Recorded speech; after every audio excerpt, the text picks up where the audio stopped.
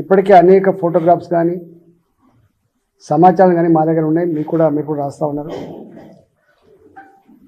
ఇక్కడ రాజకీయాల కంటే కూడా ఒకరికొకరు విమర్శించుకోడే పని కంటే కూడా ప్రజలకు న్యాయం జరగాలి కాబట్టి ఆస్తులు కోల్పోయినా, పంటలు కోల్పోయినా, కుటుంబ సభ్యులను కోల్పోయినా, వాళ్ళ ఉపాధిలో భాగంగా ఉండే గొర్రెలు పోయినా, మేకలు పోయినా, కోళ్ళు పోయినా, పశు సంపద పోయినా, ఉపాధి కల్పించే ట్రాక్టర్లు కొట్టుకపోయినా, ఇవాళ జేసీబీలు కొట్టుకపోయినా, ఆటోలు కొట్టుకపోయినా, అనేకం ఒక్కటి అని చెప్పలేం. దొంగలు పడితే ఒక వస్తువు ఉంటుంది, ఒక వస్తువు పోతుంది. కానీ సర్వస్వం కోల్పోయినటువంటి గ్రామాలు, సర్వస్వం కోల్పోయిన కుటుంబాలు కూడా ఉన్నాయి. ఇక్కడ ప్రభుత్వాన్ని మేము డిమాండ్ అని కాదు కానీ తక్షణమే స్పందించమని చెప్పి కోరుతున్నాం. కేంద్ర ప్రభుత్వ బృందాలు రావడం, అసెస్ చేయడం, ఇప్పటికే కేంద్ర వ్యవసాయ శాఖ మంత్రి గారు, అదేవిధంగా కేంద్ర మంత్రులు మన రాష్ట్రం నుంచి ఉన్నటువంటి కిషన్ రెడ్డి గారు, బండి సంజయ్ గారు, మాలాంటి వాళ్ళం కూడా కేంద్ర హోంమంత్రి గారితో మాట్లాడి తక్షణమే తెలంగాణలో పక్కకున్నటువంటి రాష్ట్ర ఆంధ్రప్రదేశ్లో కూడా సహాయ సహకారం అందించాలని చెప్పి కోరినప్పుడు వారు వెంటనే స్పందించి మీరు భరోసా ఇవ్వండి, తప్పకుండా ఆదుకుందాం, ఈ ప్రాంతం ఆ ప్రాంతం అని తేడా లేకుండా, ఈ ప్రభుత్వం ఆ ప్రభుత్వం అని తేడా లేకుండా ప్రజలందరినీ కూడా ఆదుకునే ధర్మం మన దగ్గర ఉంది కాబట్టి మనం ఆదుకుందామని చెప్పి వారు చెప్పడం జరిగింది. ఇవాళ ఉదయం కూడా మాట్లాడినాం. మేము ఒకటే కోరుతున్నాం, ఇప్పటి వరకు చాలా గ్రామాలలో అధికారులు పంట నష్టాన్ని అంచనా వేయలేదు. నెంబర్ 1. దీని మీద రెవెన్యూ యంత్రాంగాన్ని, ఎందుకంటే జిల్లాలు చిన్నయని 33 జిల్లాలకు 33 మంది కలెక్టర్లు వచ్చిన తర్వాత అసలు 2 రోజులనే మొత్తం కలెక్టర్ మొత్తం తిరిగేటువంటి ఆస్కారం ఉంటుంది. ఈ రోజులలో ఎక్కడ కూడా పెట్టిన ఇసుక మెటలు కావచ్చు, కోతపడ్డ పంట పొలాలు కావచ్చు, కొట్టుకపోయిన పంటలు కావచ్చు, నీట మునిగిన పంటలు కావచ్చు, చెర్లు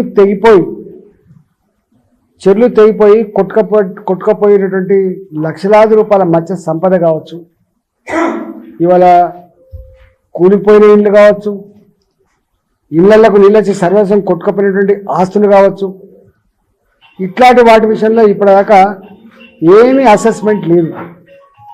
నేను ఒకటే కోరుతున్నా, ప్రభుత్వం తక్షణమే ఇవన్నిటి పట్ల ఒక అసెస్మెంట్ చేయమని చెప్పి కోరుతున్నా.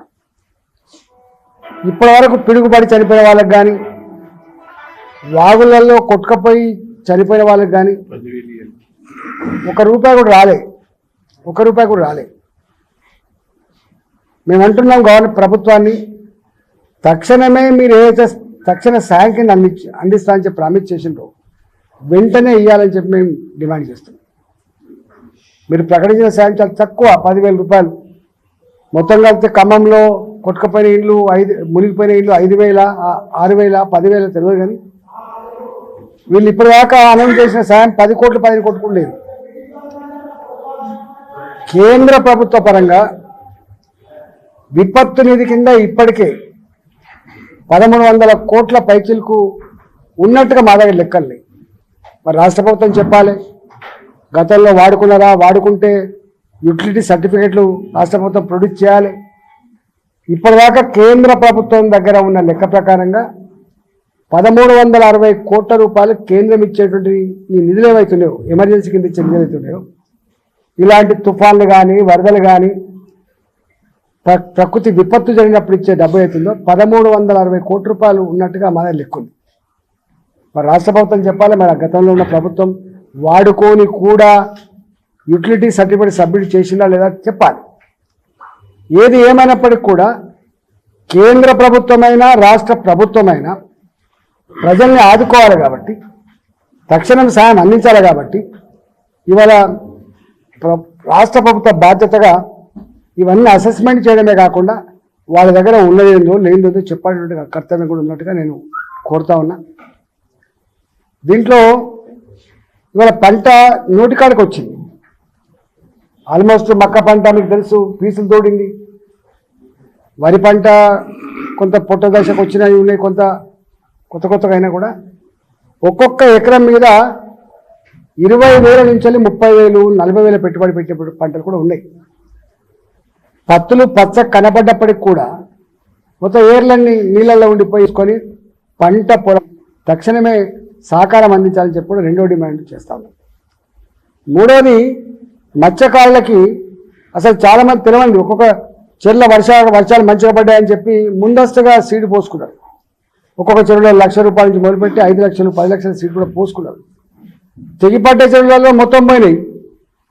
ఈ పెద్ద ఎత్తున వరద వచ్చి మాత్రం మొత్తం నీళ్ళపాలు అయిపోయినాయి. వాళ్ళకు మళ్ళీ చేప పిల్లల సప్లై కాకుండా తక్షణమే ఏ చెర్లలో అయితే పూసలు కొట్టుకపోయిందో ఆ చెర్లలో వెంటనే వాళ్ళకు డబ్బులు ఇస్తే మళ్ళీ పిల్లలు తెచ్చేసుకునేటువంటి ఆస్కారం ఉంది. ఒకటి యుద్ధ ప్రాతిపదిక పైన ఆ చెర్ల గండ్లు పూడ్చి మళ్ళీ వెంటనే పంట పొలాలకు నీళ్లు కావచ్చు, మత్స్యకారులకు మత్స్య సంపద కావచ్చు అసెస్మెంట్ చేసి యుద్ధ పథక పైన ఆ పని చేయించాలని చెప్పి మేము డిమాండ్ చేస్తున్నాం. అదేవిధంగా పశు సంపద మీద వాళ్ళు అనౌన్స్ చేసిన ₹50,000 చొప్పున గొర్రెకు మేకకి కోళ్ళ ఫారాలకి అదేవిధంగా వీళ్ళకి మీరు మాట చెప్తాను తప్ప ఇంతవరకు ఏం సహకారం అందట్లేదని చెప్పి బాధపడుతున్నారు. వాళ్ళకు వీళ్ళందరికీ కూడా అసెస్మెంట్ చేసి ఈ పశు సంపద మత్స్య సంపద వాటికి కూడా తక్షణమే సాయం రిలీజ్ చేయాలని చెప్పి మేము కోరుతా ఉన్నాం. అదేవిధంగా మీరు చూస్తున్న ఫోటోలు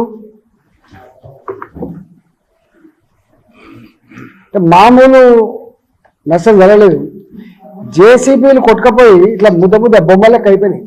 జేసీబీలు, ట్రాక్టర్లు, తర్వాత ఆటోలు కొట్టుకపోయి ముద్దలకు అయిపోయినాయి. మొత్తం ఇటు సాయం చేస్తుందని చెప్పి ఈ మాటలు మాట్లాడేది బంద్ చేసి ఇవాళ ఇతరులను విమర్శించడం బంద్ చేసి వీళ్ళెత్తలేరు వాళ్ళెత్తలేరు. ప్రభుత్వం నీ బాధ్యత ఫస్ట్. ప్రతిపక్షాలుగా మా వంతు తప్పకుండా సాయం చేస్తాం, మా వంతుగా అండగా ఉంటాం, మా వంతుగా సూచన సలహా ఇస్తాం. కానీ చేయాల్సింది ప్రభుత్వం కాబట్టి ఎప్పుడైనా మీరు కేంద్ర ప్రభుత్వం నేరుగా రాదు. కేంద్ర ప్రభుత్వ పరంగా మీరు కోరితే వాళ్ళ టీంలు వస్తే అసెస్ చేస్తుంది, దాని ఆధారం కొంత సాయం చేస్తే మళ్ళీ మీ త్రూ ఇవ్వాల్సింది తప్ప కేంద్ర ప్రభుత్వం నేరుగా ఇచ్చే ఆస్కారం లేదు. కాబట్టి మీరు వాళ్ళ మీద వీళ్ళ మీద విమర్శలు మాని ఎప్పుడు ఇట్లాంటి రాజకీయాలు ఇట్లాంటి చిల్లర మాటలు మంచి కాదు.